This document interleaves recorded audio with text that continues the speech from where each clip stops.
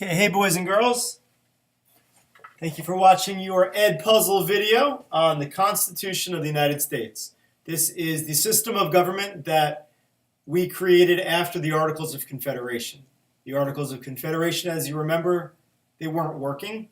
The government was too weak because the people were afraid of having a king. So they made the government really weak on purpose. So we created the Constitution after the Articles weren't working.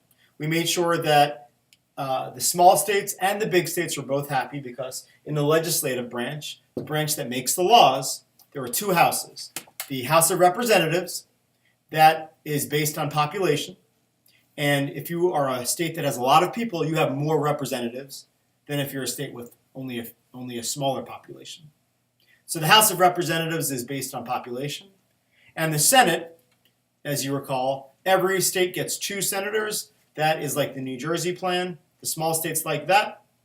And in the Senate, every state has 2 senators.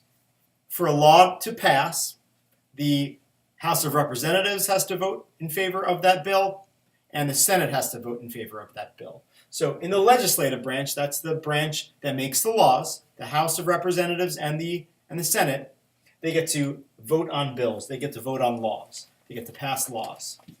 Let's get an Expo marker. Hold on.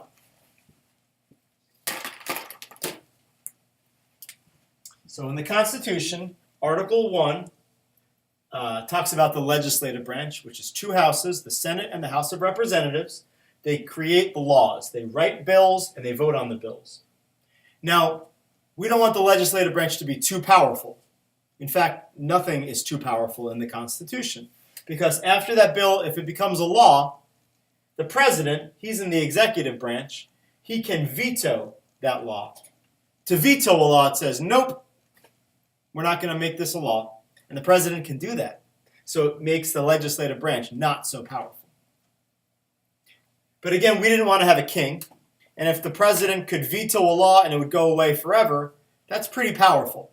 So the way the Constitution works, the legislative branch can override that veto if 2/3 of the legislators agree. The Congress, which is the legislative branch is also called Congress. They can also really make sure that the president isn't too powerful. You see, the president, that's the executive branch. The president has a lot of power. The president can veto a law, but the legislative branch can override him or her if 2/3 agree. The president can select ambassadors in foreign countries, just like Macy's grandmother. Macy's grandmother was picked by the president.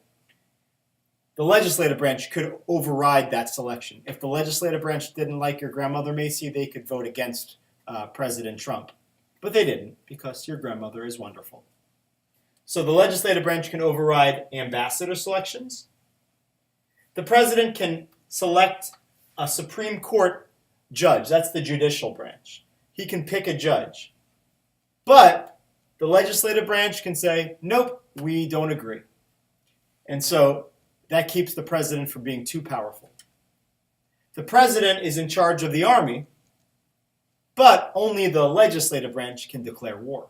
Both houses, the Senate and the House of Representatives, have to agree before they declare war. That keeps the president from being too powerful. We mentioned the Supreme Court. That's the 3rd article of the Constitution. The judicial branch is Article 3. And the judicial branch is really important. They decide if laws that are passed are constitutional. That's a fancy word for saying, are they fair? Do they follow the Constitution? There are 9 Supreme Court justices, 9 judges. The judges were picked by a president. Then they had to be approved by the legislative branch. Once you're on the Supreme Court, you are a judge for life. You can do it for as long as you want until you retire. So those 9 judges are there for life, and they're very powerful. They get to decide if laws are fair. So if the legislative branch makes a law and the president approves it, if that's a law that the judges think are not fair or constitutional, that law will go away. Again, it's to make sure that no branch is too powerful. To make sure that the judicial branch isn't too powerful, the legislative branch can approve the nomination for a judge.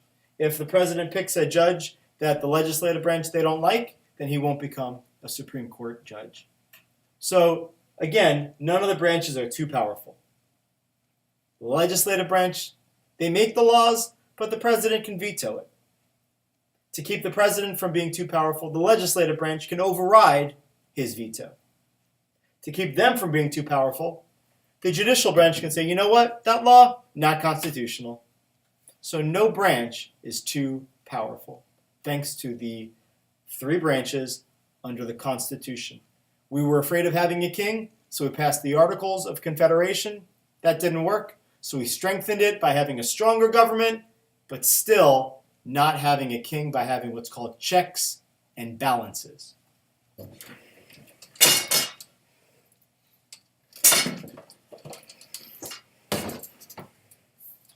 In your textbook on page 194, it talks about checks and balances.